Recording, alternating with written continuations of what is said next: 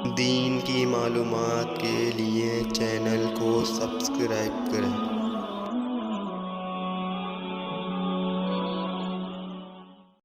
نحمدہ و نصلی علی رسولہ الکریم، اما بعد۔ محترم ناظرین کرام، السلام علیکم ورحمۃ اللہ وبرکاتہ۔ آج کی اس ویڈیو میں آپ کے سامنے اعتکاف کے مسائل اور فضائل بیان کرنے والا ہوں۔ جیسا کہ آپ سب جانتے ہیں کہ رمضان المبارک کا مبارک مہینہ چل رہا ہے، اور اس کا ایک عشرہ گزر چکا ہے جو رحمت کا عشرہ تھا، اور دوسرا عشرہ چل رہا ہے جو کہ مغفرت کا عشرہ ہے، اور کچھ دن بعد ہمارے سامنے رمضان کا تیسرا عشرہ یعنی کہ جہنم سے آزادی کا عشرہ آنے والا ہے۔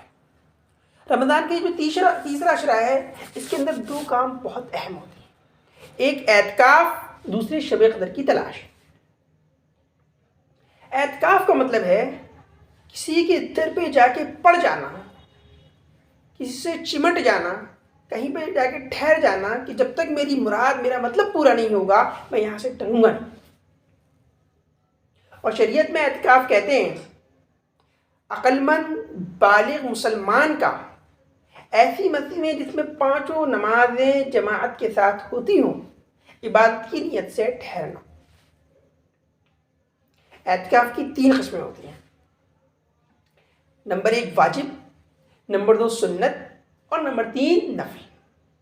واجب اس اعتکاف کو کہتے ہیں جو نذر کا اعتکاف ہوتا ہے۔ مثلا کوئی شخص یہ نیت مانے، یہ نذر مانے کہ اگر میں امتحان میں پاس ہو گیا تو میں 2 دن کا، 3 دن کا، 4 دن کا اعتکاف کروں گا۔ پھر وہ پاس ہو جاتا ہے تو اس پر اتنے دن کا اعتکاف کرنا واجب ہے جتنے دن کے اعتکاف کی اس نے نیت نظر مانی ہے۔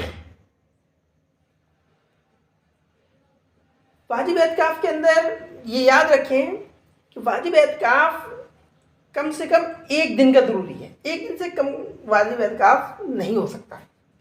نیز واجب اعتکاف کے اندر یعنی نظر والے اعتکاف کے اندر روزہ شرط ہے، بغیر روزوں کے نظر والا اعتکاف نہیں ہو سکتا۔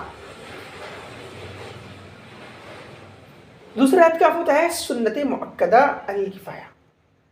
سنت مؤکدہ علی الکفایہ کا مطلب یہ ہے کہ اگر پورے محلے کے اندر ایک شخص بھی اعتکاف کر لے تو پورا محلہ گناہ سے بچ جائے، لیکن اگر پورے محلے میں سے کوئی بھی شخص اعتکاف نہ کرے، مسجد میں کوئی اعتکاف کرنے والا نہ ہو، مسجد خالی ہو، تو پورا محلہ گنہگار۔ لہذا جس محلے کے اندر اگر کوئی شخص بھی خود سے اعتکاف کرنے کے لیے فارغ نہ ہو تو پورے محلے کی ذمہ داری بنتی ہے کہ وہ کسی شخص کو اعتکاف کے لیے فارغ کریں، اور جن وجوہات کی وجہ سے وہ اعتکاف میں نہیں بیٹھ سکتا ہے ان وجوہات کا حل پیش کریں۔ مثلا اس کے کاروبار کا جو حرج ہوگا اس کو پورا کریں، اور اس کے بیوی بچوں کی دیکھ ریکھ کریں، اس کے کھانے پینے کا انتظام کریں، یہ پورے محلے کی ذمہ داری۔ اسی طریقے سے اگر کوئی شخص اپنے آپ سے اعتکاف میں بیٹھ جاتا ہے تب بھی محلے والوں کی ذمہ داری بنتی ہے کہ اس کے بیوی بچوں کا خیال رکھیں، اس کے کاروبار میں جو نقصان ہو رہا ہے اس کی وجہ سے اس کی بھرپائی کریں، اس کے کھانے پینے کا خیال رکھیں، اس لیے کہ وہ پورے محلے کو گناہ سے بچا رہا ہے۔ اور یہ جو سنت اعتکاف ہے یہ رمضان کے اخیر عشرے میں ہوتا ہے، یعنی آخری 10 دنوں میں، اور اس کا وقت جو شروع ہوتا ہے وہ 20ویں رمضان کے مغرب سے لے کر عید کے چاند تک رہتا ہے۔ یعنی کہ جو شخص سنت اعتکاف کرنا چاہتا ہے رمضان کے اخیر 10 دنوں کا، تو 20ویں روزے کی عصر کی نماز کے بعد اعتکاف میں بیٹھ جائے گا، اور جس دن عید کا چاند نظر آئے گا، عید کا چاند ہوگا، اس دن وہ اعتکاف سے نکل جائے گا، چاند خواہ 29 ہو یا 30 ہو۔ اعتکاف کی تیسری قسم ہے نفل اعتکاف۔ نفل اعتکاف کے لیے نہ روزہ شرط ہے اور نہ ہی وقت کی کوئی قید ہے۔ نفل اعتکاف کسی بھی وقت کر سکتے ہیں اور کتنی بھی دیر کا کر سکتے ہیں، 2 منٹ کا بھی نفل اعتکاف ہو سکتا ہے۔ لہذا جو بھی شخص مسجد کے اندر داخل ہو، جس وقت بھی داخل ہو، تو اسے چاہیے کہ اعتکاف کی نیت کرے۔ جب تک مسجد کے اندر رہے گا اسے اعتکاف کا ثواب ملتا ہے۔ وآخر دعوانا الحمدللہ رب العالمین۔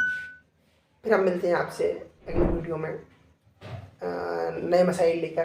اگر آپ کو جو ہے کوئی مسئلہ سمجھ میں نہیں آیا ہو تو آپ کمنٹ باکس میں پوچھ سکتے ہیں۔